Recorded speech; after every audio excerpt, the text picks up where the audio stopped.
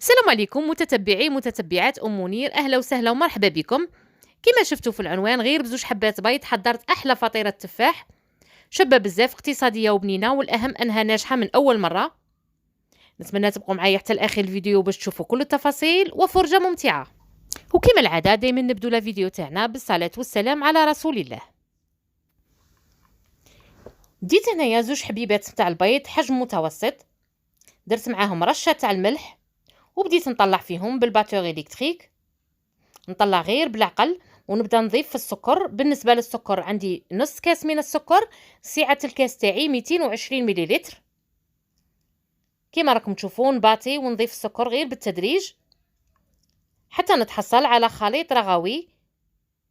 نضيف نص كاس عصير برتقال، نفس الكاس تاعي دائما قلت لكم السعه تاعه 220 مليلتر، ونبدا نضيف في نص كاس بالتدريج غير بالعقل كيما نديروا المايونيز، ونخلط حتى نتحصل على خليط متجانس.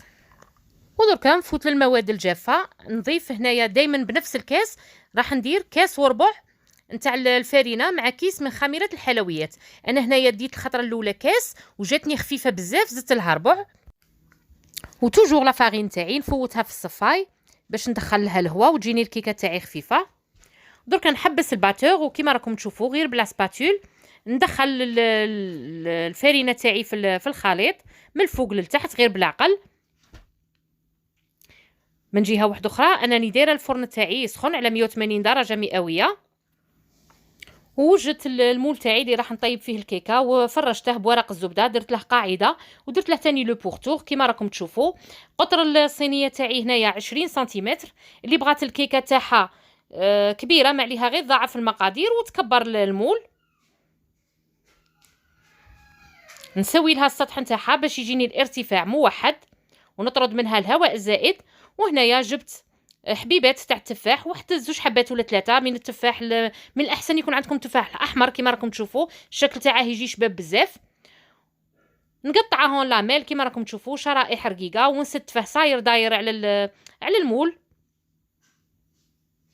وندخلها للفرن حوالي نص ساعه حتى ل 35 دقيقه، حتى كي ندخل فيها كوردون الجبده ناشف ونشوفها بدات تدي لون.